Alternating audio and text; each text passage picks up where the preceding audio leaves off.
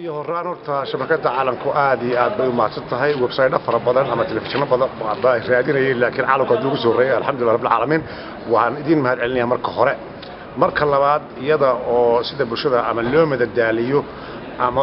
loo wargeliyo ay fara badan tahay waxa hadda maskaxayda ku jira sheeko gaaban sheekadaasi oo mujtamaca Soomaaliyeed ee hore iyo dambaba qosaysa sheekadaas gaaban waxa ay tahay oday 80 jir ah oo caruurtiisii dhashay ayaa wuxuu dareemay in waqtigii uu iska hulay lahaa oo xagga aakhirada lahaa inay dhowdahay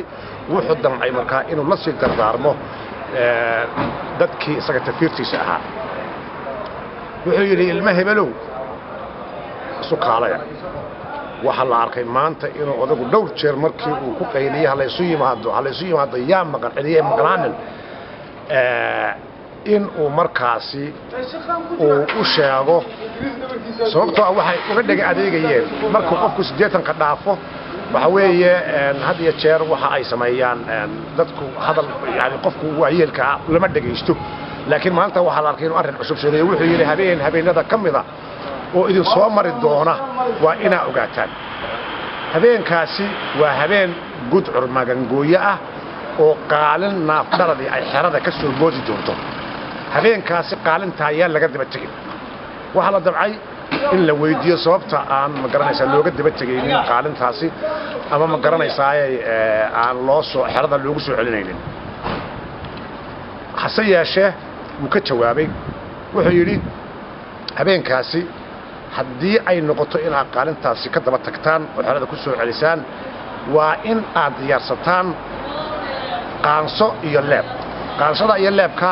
leebka oo maqaariya iyo qaansada oo lebi ah waa inaad diyaarsataan sidii buu ku geeriyooday muddo ka bacdi ayaa habeenkii uu odaygu sheegayay soo galay dadkiina waaba iska ilaaweenba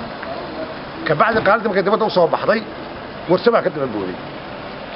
warsama hadduu ka booday wax yar ka bacdi qaalintii oo qiimaha saacada haysa iyo cigaal ugu soo gaad cigaal baa hadana ka daba booday markii cigaal dibadda hadana war jaamac ugu soo gaad markii kii afraad oo ugu yaraa ay taagan tahay yuusufow ugu soo gaad ayaa islaantii qabatay ilmihii yaraa 4 jirka tiri war joog habeenkooda uu noo sheegay meesha warsama tagay oo cigaal tagay oo jaamac tagay oo qaalintii soo celin waayay wax kala jiray markii inankii u dambeeyay ay ku dhigtay islaantii ayuu bahalkii oo soconaya iridii albaabkii inanku ay ku haysay qaansadii iyo leebkiina way soo diyaarsay islaantii oo ay midhaan mar hore yacayga gelisay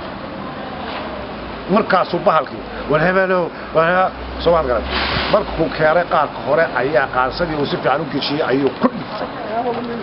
markaas bahalkii baa hadlaya mataladu matala 80 jirba qaansadii malabiba leebku maqaariba sheekadaasi ayaan maanta idinku soo gabagabeynaya Soomaaliya saanta tawqaad.